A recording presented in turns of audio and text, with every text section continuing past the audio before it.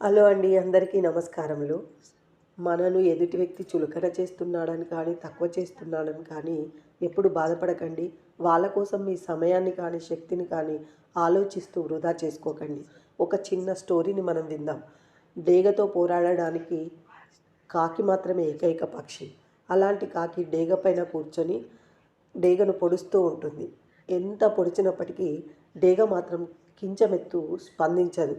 ఎందుకంటే కాకి కోసం సమయం కానీ, శక్తిని కానీ వృధా చేసుకోవడం డేగకు ఇష్టం లేదు. తన రెక్కలు తెరిచి ఆకాశంలోకి ఇంకా పైకి ఎగరడం ప్రారంభిస్తుంది. డేగ పైకి ఎగిరిన కొద్దీ కాకికి ఊపిరి పీల్చడం చాలా కష్టతరం అవుతుంది. ఆపై ప్రాణవాయువు లేకపోవడం వల్ల కాకి కింద పడిపోతుంది. అలాంటి కాకులతో మీ సమయాన్ని వృధా చేసుకోకండి. వాటిని మీ ఎత్తు వరకు తీసుకువెళ్ళండి. వాటి శక్తియుక్తులు మన యొక్క శక్తియుక్తులు వాటికి అవగతమై అవే దారి తప్పుకొని వెళ్ళిపోతాయి అనేది ఈ కథ యొక్క